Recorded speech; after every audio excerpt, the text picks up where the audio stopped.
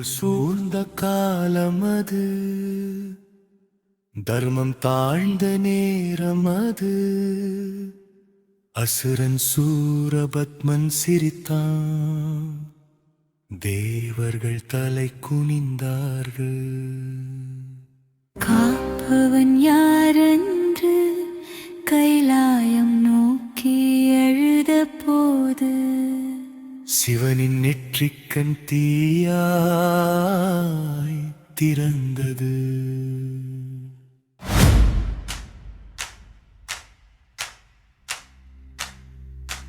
வேலையிழுந்த நாளது, விண்ணும் மண்ணும் தீயது. வெற்றி என முழங்கிய வேளவன் வந்தானே.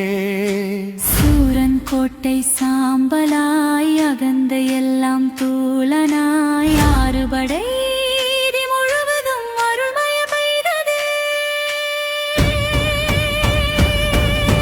கடல்கள் கூட கரைந்ததடி, சூரன் கோபம் எழுந்த போது. தேவர்கள் கூட சங்கிலியில் தாழ்ந்து நின்றார் பயந்த போது. இந்திரலோகம் இருள் மூடியது, இசை கூட மௌனமானது. யாக வேள்வி அணைந்து போனது, தர்ம தேவதை அழுது போனாள். சிவனே உலகம் காப்பாய் என்று தேவர்கள் கூவி அழுதார். அப்போனா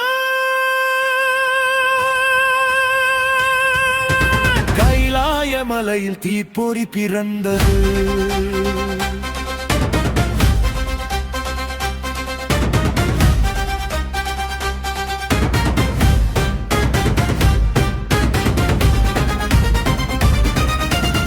சரவண பொய்கையில் ஆறு தீ ஒளி விழுந்தது. கார்த்திகை பெண்கள் அரவணைத்தனர், ஆறு முகங்கள் சிரித்தது.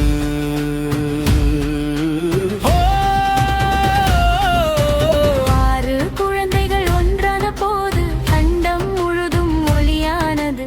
பார்வதி தாயின் கரம் தொட்டதும் பரம்பொருள் பூமி வந்தானே. கண்களில் சூரிய கீறிந்தது, நெஞ்சத்தில் கருணை வாழ்ந்தது. சின்ன வயதில் சிங்கம் போல சேனாதிபதி எழுந்தானே. உயிரை காப்பாயோ, முருகன் சிரித்து பேசினார். அதர்மம் இன்று முடிவடையும். வேல் எழுந்த நாளது, விண்ணும் மண்ணும் தீயது. வெற்றி வேல் என முழங்கிய வேலவன் வந்தானே.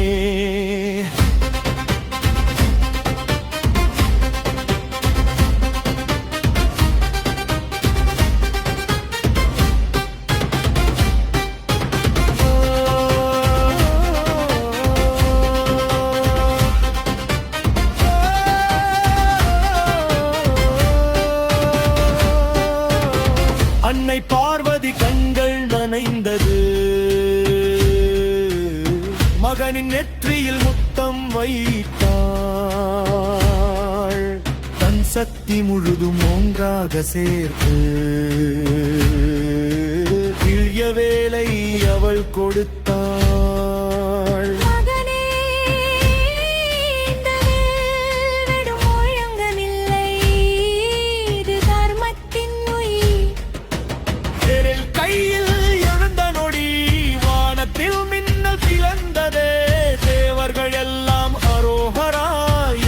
கண்ணீர் சிந்தினார்கள். சத்தத்தில் கருணல் பொன்னாய் கணக்கார்கள் சேனவாயிரன் மாயம் செய்தால் ஒருவன் சிறத்து அறுத்தானே. ஒம்பாக வந்தான் தீயாய் எரிந்தவே, செந்தபாக வந்தாமய கர்ச்சிக்கு பாய்ந்தது. தோள் போனார் கரணிராம், சூரியன் போன